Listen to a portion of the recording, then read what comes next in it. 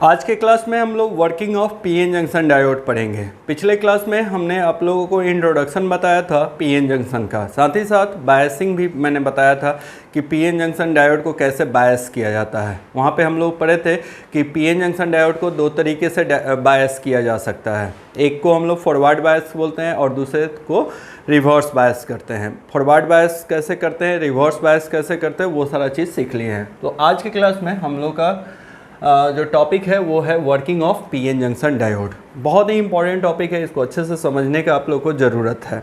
अभी हम इसका वर्किंग समझाएंगे, उसके बाद फिर दोबारा से इसका वर्किंग का थ्योरी जो है वो बोर्ड पे लिख के और साथ ही साथ जो वर्किंग समझाएं उसको रिलेट करेंगे। तो फिलहाल अभी इसका वर्किंग समझने का ज़रूरत है। एक जो पीएन जंक्शन डायोड होता है ना, वो दो मोड में काम करता है। फॉरवर्ड मोड में अलग काम करता है, रिवर्स बायस मोड में अलग काम करता है। हम लोग दो तरह का बायसिंग पढ़ें, forward bias and reverse bias. तो फॉरवर्ड बायस में इसका वर्किंग अलग होता है और रिवर्स बायस में इसका वर्किंग अलग होता है। तो हमने देखो यहाँ पे लिखा है the working of PN junction diode can be described in two biasing condition as following. ठीक है, यानी कि दो बायसिंग कंडीशन में इसको एक्सप्लेन करते हैं इसके वर्किंग को। पहला ए में हेडिंग दिए हैं working of diode in forward bias. अभी हम लोग फॉरवर्ड बायस में इसका वर्किंग पढ़ेंगे, इसके बाद रिवर्स बायस में फिर वर्किंग पढ़ेंगे। आया समझ में? तो चलिए थोड़ा फॉरवर्ड बायस समझिए। ये डायग्राम आप लोग को याद होगा, ये कंस्ट्रक्शन हो गया, ये पीएन जंक्शन डायोड का कंस्ट्रक्शन है, जहाँ पे हम लोग देखते हैं कि एक पी टाइप सेमीकंडक्टर लेयर है, दूसरा एन टाइप सेमीकंडक्टर लेयर है और बीच में ये डिप्लीशन लेयर है। ठीक है, डिप्लीशन लेयर है जिसको W से रिप्रेजेंट कर रहे हैं, यानी कि विड्थ ऑफ डिप्लीशन लेयर है ये बीच में। ठीक है, ये सब आप लोग जानते हो। साथ ही साथ पी टाइप सेमीकंडक्टर से जो टर्मिनल कनेक्टेड होता है इसको एनोड बोलते हैं और एन टाइप सेमीकंडक्टर से जो टर्मिनल कनेक्टेड होता है कैथोड बोलते हैं। ऑलरेडी मैं कंस्ट्रक्शन में ये बात बता चुका हूँ। अब हम लोग को फॉरवर्ड बायस में इसका वर्किंग पढ़ना है, तो सबसे पहले इस डायोड को आपको फॉरवर्ड बायस करना होगा। क्या करना होगा? Forward bias. फॉरवर्ड बायस कैसे करते हैं याद होगा आप लोगों को, मैं बता चुका हूं कि जब फॉरवर्ड बायस किया जाता है तो उसमें डीसी वोल्टेज सोर्स को कनेक्ट किया जाता है इसके टर्मिनल के साथ। डीसी वोल्टेज सोर्स को इसके टर्मिनल के साथ कनेक्ट करेंगे। तो उस केस में हमने बताया है, फॉरवर्ड बायस के केस में हमने बताया है कि जो एनोड टर्मिनल है डीसी वोल्टेज सोर्स के पॉजिटिव टर्मिनल को एनोड से कनेक्ट करते हैं और निगेटिव टर्मिनल को, यानी कि कोई बैटरी है या डीसी वोल्टेज सोर्स है उसके निगेटिव टर्मिनल को हम लोग कैथोड से कनेक्ट करते हैं। या फिर ऐसे भी बोल सकते हो, पी टाइप सेमीकंडक्टर लेयर को positive terminal of voltage source से कनेक्ट करेंगे और एन टाइप सेमीकंडक्टर लेयर को negative terminal of voltage source से कनेक्ट करते हैं और इसको हम VF लिख देते हैं। VF मतलब फॉरवर्ड वोल्टेज। ठीक है, कोई भी वोल्टेज, बस ये नाम है, इससे नहीं बहुत मतलब है, सिंपली भी लिख सकते हो। और ये कोई डीसी वोल्टेज सोर्स होना चाहिए। मैं बता चुका हूँ कि बायसिंग में ऑलवेज डीसी वोल्टेज सोर्स को यूज किया जाता है। क्लियर है? तो हम लोगों ने यहाँ पे इसको फॉरवर्ड बायस कर लिया। अब देखो होता क्या है, बड़ी आराम से समझने का ज़रूरत है, आप लोग को आराम से इसका वर्किंग समझ में आ जाएगा। ठीक है, तो मेरे साथ साथ थोड़ा सा दिमाग लगा के अच्छे से समझोगे तो इसका वर्किंग समझ में आ जाएगा, ज़िंदगी भर याद रह सकता है। ठीक है, देखो कैसे। जैसे ही इस बैटरी को कनेक्ट करोगे, इस बैटरी को कनेक्ट करोगे इस टर्मिनल के साथ, तो इसका जो पॉजिटिव वोल्टेज है, देखोगे ये पॉजिटिव वोल्टेज जो है, पॉजिटिव टर्मिनल जो है, ये तार के थ्रू अप्लाई हो जाएगा पी टाइप सेमीकंडक्टर पे, यानी कि इसके पी टाइप सेमीकंडक्टर पे पॉजिटिव वोल्टेज मिलेगा या पी टाइप सेमीकंडक्टर लेयर पे पॉजिटिव वोल्टेज अप्लाई होगा। वैसे ही यहाँ से देखोगे ये निगेटिव टर्मिनल कनेक्टेड है एन टाइप सेमीकंडक्टर से, इसका मतलब है कि यहाँ पे निगेटिव वोल्टेज अप्लाई हो रहा है एन टाइप सेमीकंडक्टर लेयर पे। ये बात सबसे पहले समझना है। क्या हम बताएं? हमने बताया कि पी टाइप सेमीकंडक्टर पे पॉजिटिव वोल्टेज अप्लाई होगा और एन टाइप सेमीकंडक्टर पे निगेटिव वोल्टेज अप्लाई होगा। ठीक है, ये जो पॉजिटिव वोल्टेज है जो कि बैटरी से अप्लाई किया गया है, यहाँ पे प्लस सिंबल बनाने का मतलब है ये इंडिकेट कर रहा है कि यहाँ पे पॉजिटिव वोल्टेज लग रहा है। ठीक है, तो ये जो पॉजिटिव वोल्टेज है ना, ये होल्स पे रिपल्सन फोर्स लगाता है। यहाँ पे देखोगे ये जो एटम्स है, सारे एटम्स के साथ लूजली अटैच होल्स है और होल्स हम लोग पढ़ चुके हैं कि मोबाइल चार्ज कैरियर्स है। यहाँ पे ये जो निगेटिव एटम है ये ई मोबाइल चार्ज कैरियर्स होता है, ये मूव नहीं करता, लेकिन होल्स मोबाइल चार्ज कैरियर्स है। ये इस पर जब वोल्टेज अप्लाई करते हैं, पोटेंशियल देते हैं, एनर्जी देते हैं तो ये मूव कर सकता है। ठीक है, अब देखो ये जो होल्स होते हैं, जितने भी होल्स हैं सब पे पॉजिटिव चार्ज होता है, और ये जो अप्लाइड वोल्टेज है ये भी पॉजिटिव है, और पॉजिटिव पॉजिटिव के बीच में रिपल्सन फोर्स लगता है। रिपल्सन मतलब उसको रिपेल करेगा, ठीक है, उसको धक्का लगाएगा। तो देखो इस पॉजिटिव वोल्टेज के कारण ये जितने भी इलेक्ट्रॉन्स है इस पर रिपल्सन फोर्स लगेगा, यानी कि इस पर पीछे से धक्का लगेगा तो ये आगे की तरफ मूव करेगा। जैसे मान लो होल्स है, इसको होल्स को कोई चीज़ पीछे से ऐसे सोचो कि धक्का लगा रहा है, जो पीछे से धक्का लगेगा तो ऑब्वियसली ये होल्स आगे की तरफ मूव करेगा। तो यहाँ पे आप बोल सकते हो ये जंक्शन एरिया है, पीएन जंक्शन एरिया है, तो आप यहाँ पे बोल सकते हो कि ये पीएन जंक्शन की तरफ मूव करना चाहेगा इस अप्लाइड वोल्टेज के कारण। ठीक है, अब फिलहाल इसको यहाँ पे छोड़ देते हैं। अब आ जाते हैं एन टाइप सेमीकंडक्टर लेयर पे। यहाँ पे एन टाइप सेमीकंडक्टर के लेयर के अंदर में मेजॉरिटी चार्ज कैरियर्स इलेक्ट्रॉन्स होता है। ये जो इलेक्ट्रॉन्स है अपने एटम के साथ, ये जो पॉजिटिव एटम्स है इसके साथ लूजली अटैच है। ठीक है, ये एटम्स के साथ लूजली अटैच है, ये सारे जो इलेक्ट्रॉन्स हैं लूजली अटैच होते हैं, और इलेक्ट्रॉन्स पे निगेटिव चार्ज होता है। जानते हो आप लोग, इलेक्ट्रॉन्स पे निगेटिव चार्ज होता है, और यहाँ से अप्लाइड वोल्टेज भी निगेटिव है। सेम चार्ज हो गया, सेम पोलरिटी के बीच में रिपल्सन फोर्स लगता है, अपोजिट पोलरिटी के बीच में अट्रैक्शन फोर्स, सेम पोलरिटी में रिपल्सन फोर्स लगेगा। तो ये जो निगेटिव वोल्टेज है इलेक्ट्रॉन्स पे रिपल्सन फोर्स लगाएगा, यानी कि इसको भी पीछे से धक्का लगाएगा। ये जो वोल्टेज है सारे इलेक्ट्रॉन्स को धक्का लगाएगा, जिसके कारण जितने भी इलेक्ट्रॉन्स है all electrons move toward the PN junction. ठीक है, ये आगे की तरफ ऐसे मूव करना चाहेंगे। ये बेसिक कॉन्सेप्ट है। एक चीज़ और मैं बता रखा हूँ आप लोग को कि ये जो पीएन जंक्शन होता है, जिसको डिप्लीशन लेयर बोलते हैं, कमी वाला सतह बोलते हैं, इसमें कोई भी फ्री चार्ज कैरियर्स इलेक्ट्रॉन्स और होल्स नहीं रहता है। ठीक है, मेरा क्लास पूरा बेसिक से पढ़ोगे तो अच्छे से समझ में आएगा। ठीक है, तो ये सारी बातें जो है ऑलरेडी हम लोग का जाना हुआ है, ऑलरेडी हम लोग पढ़ चुके हैं। ठीक है, अब देखोगे क्या होगा। ये जो वोल्टेज है, इस वोल्टेज के कारण होल्स पे रिपल्सन फोर्स लगा और इलेक्ट्रॉन्स पे रिपल्सन फोर्स लगा, या ऐसे बोल सकते हो इस अप्लाइड फॉरवर्ड वोल्टेज के कारण पी टाइप सेमीकंडक्टर के होल्स पे रिपल्सन फोर्स लगा और एन टाइप सेमीकंडक्टर के इलेक्ट्रॉन्स पे रिपल्सन फोर्स लगा। ठीक है, दोनों पे रिपल्सन फोर्स लगा, जिसके कारण they move toward the PN junction. आया बात समझ में। अब हम लोग करते क्या हैं, बड़ा प्रैक्टिकल चीज़ है, थोड़ा समझोगे। ये जो वोल्टेज होता है ना, इसके वैल्यू को धीरे धीरे इंक्रीज किया जाता है। ठीक है, लोअर वैल्यू से हायर वैल्यू पे इंक्रीज किया जाता है। जैसे सोचो कि पहले 0 वोल्ट दिया गया, यहाँ से अप्लाइड वोल्टेज का वैल्यू 0 वोल्ट। 0 वोल्ट मतलब कोई वोल्टेज नहीं है, तो क्या उस समय ये रिपल्सन फोर्स लगेगा? इस समय यहाँ पे वोल्टेज का वैल्यू 0 हो जाएगा, यहाँ पे वोल्टेज का वैल्यू 0 होगा, तो ऑब्वियसली होल्स पे और इलेक्ट्रॉन्स पे कोई रिपल्सन फोर्स नहीं लगेगा। लेकिन जैसे ही 0 वोल्ट से बढ़ा के इस वोल्टेज को VF के वैल्यू को 0.1 वोल्ट कर देंगे, यानी कि 0.1 वोल्ट कर देंगे, तो ये जो होल्स है और यहाँ पे जो इलेक्ट्रॉन्स है दोनों पे थोड़ा सा बहुत स्मॉल वैल्यू का रिपल्सन फोर्स लगेगा, जिसके कारण इसमें कुछ हरकत होगा, ये वाइब्रेट करेगा, आगे की तरफ थोड़ा सा खिसकना चाहेगा। ठीक है, बट ऐसा नहीं होगा कि बहुत धड़ल्ले से मूव करने लगेगा। अब हम लोग क्या करेंगे, फिर से अब हम लोग वोल्टेज के वैल्यू को 0.1 से बढ़ा के 0.2 वोल्ट दे देंगे। ठीक है, यानी कि थोड़ा सा और वोल्टेज दे दिए। जितना ज़्यादा वोल्टेज बढ़ाते जाओगे उतना ज़्यादा रिपल्सन फोर्स लगते जाएगा, जिसके कारण क्या होगा, इलेक्ट्रॉन्स और होल्स जंक्शन की तरफ थोड़ा थोड़ा खिसकना स्टार्ट करेगा। और होगा क्या कि ये जो होल्स है, देखोगे ये जो होल्स है ये इसमें इंटर करने लगेगा। ठीक है, थोड़ा थोड़ा इंटर करने लगेगा, और यहाँ से इलेक्ट्रॉन्स इधर इंटर करने लगेगा डिप्लीशन लेयर के अंदर में, होल्स भी इधर से डिप्लीशन लेयर के अंदर में इंटर करने लगेगा और इलेक्ट्रॉन्स भी इंटर करने लगेगा। जैसे जैसे इलेक्ट्रॉन्स होल्स इसके अंदर में इंटर करने लगेगा तो डिप्लीशन लेयर का विड्थ जो है ये घटने लगता है, width of depletion layer decrease करने लगता है। आप लोगों को याद होना चाहिए कि पीएन जंक्शन का दूसरा नाम डिप्लीशन लेयर हमने बताया था। इसका मतलब ये है कि कमी वाला सतह। हमने बताया था कि इलेक्ट्रॉन्स होल्स डिफ्यूज होके ख़त्म हो गए थे, इसीलिए इसको डिप्लीशन लेयर बोला गया था। इलेक्ट्रॉन्स होल्स का कमी हो गया था। अब सोचो कि वही इलेक्ट्रॉन्स होल्स इसमें इंटर करने लगे तो वो कमी पूरा हो जाएगा ना। धीरे धीरे कमी अब पूरा होने लगा। जैसे आप घर छोड़ के चले गए थे, आप 4-5 भाई बहन थे, सब के सब पढ़ने चले गए थे, ठीक है, या घर में और भी चचेरा भाई बहन सब मिला के 5-6, ठीक है, तो ऐसे थे, सब पढ़ने बाहर चले गए, तो आपके घर में कमी हो गया था। धीरे धीरे एक एक करके आने लगे तो वो कमी पूरा होने लगा। अगर सोचो कि सब के सब आ जाएं तो पूरा का पूरा कमी पूरा हो जाएगा, ठीक है।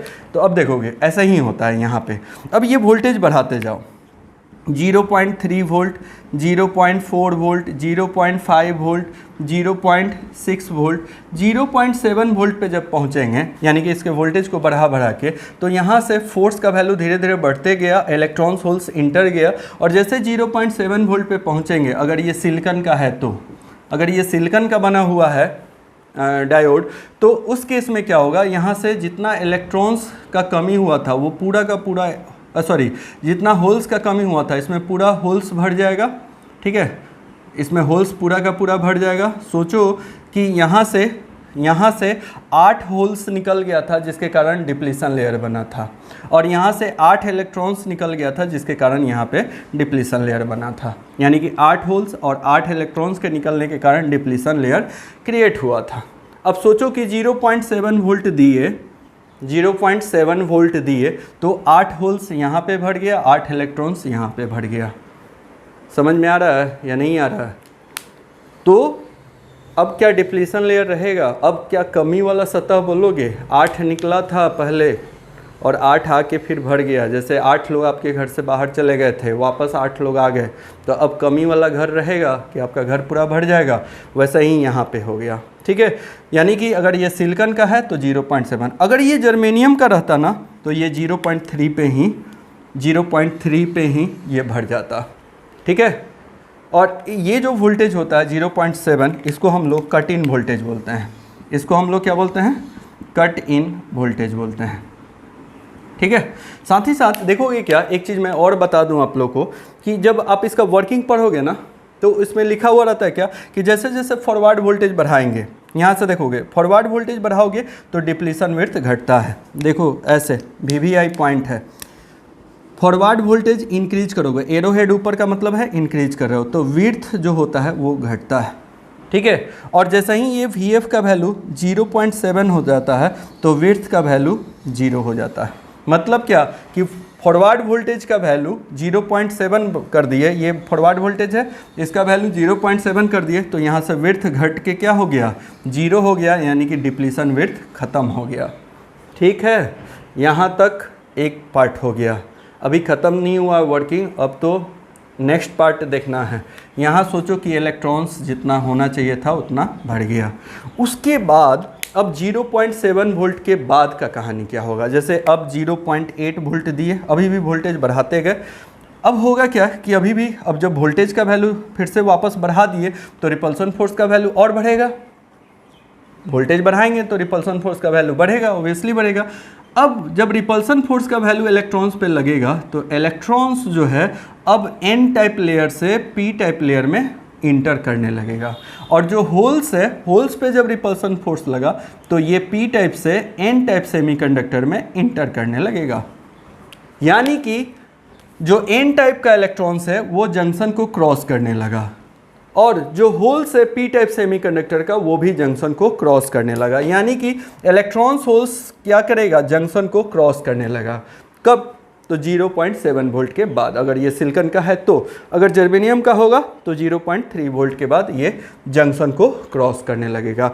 अब वोल्टेज का वैल्यू और बढ़ाते जाओ, 0.9 वोल्ट, 0.9 के बाद तो 1 वोल्ट हो जाएगा, उसके बाद 1.1 वोल्ट। इस तरीके से अब वोल्टेज का वैल्यू बढ़ाते जाओ तो अब इलेक्ट्रॉन्स जो है ये और होल्स ऐसे, इलेक्ट्रॉन्स और होल्स ऐसे फ्लो करने लगेंगे। यानी कि यहाँ से जितना इलेक्ट्रॉन्स है, देखोगे ये जितने भी इलेक्ट्रॉन्स है ऐसे मूव करेगा, P टाइप से होते हुए ऐसे बाहर निकलने लगेगा, ठीक है, ये ऐसे, और ये क्लोज लूप बना। और इलेक्ट्रॉन्स, ये निगेटिव टर्मिनल जो बैटरी का होता है ना, ये भी इलेक्ट्रॉन सप्लाई करता है, ठीक है। तो ये एक देखोगे एक साइकिल बन जाता है, यहाँ से ये इलेक्ट्रॉन्स निकला, यहाँ से ऐसे इंटर किया, यहाँ पे भी बहुत सारे इलेक्ट्रॉन्स थे, इलेक्ट्रॉन्स ऐसे मूव करने लगे, यहाँ से भी ये सब इलेक्ट्रॉन्स निकल के ऐसे एक क्लोज साइकिल बनाया, ठीक है।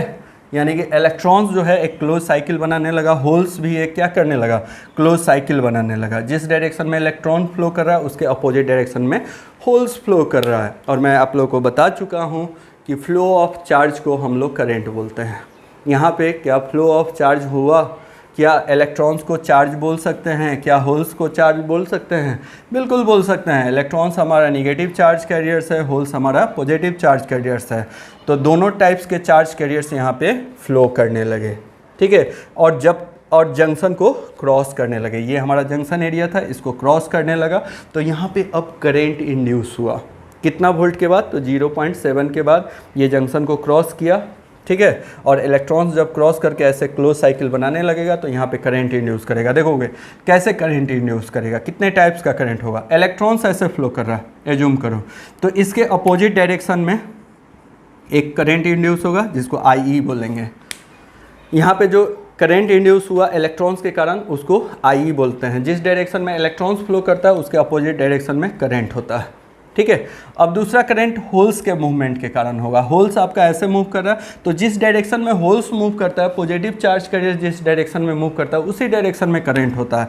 यानी कि आपका होल्स ऐसे मूव कर रहा है एनोड टू कैथोड, तो करंट का भी डायरेक्शन एनोड टू कैथोड होगा, ठीक है। यानी कि यहाँ पे दो टाइप्स के चार्ज कैरियर्स के कारण दो करंट प्रोड्यूस हुआ, IH होल्स के कारण, IE इलेक्ट्रॉन्स के कारण, और दोनों करंट का डायरेक्शन सेम है। तो ये दोनों करंट जो है ऐड हो जाएगा और ऐड होके एक फाइनल करंट बनेगा जिसको हम लोग फॉरवर्ड करंट बोलते हैं।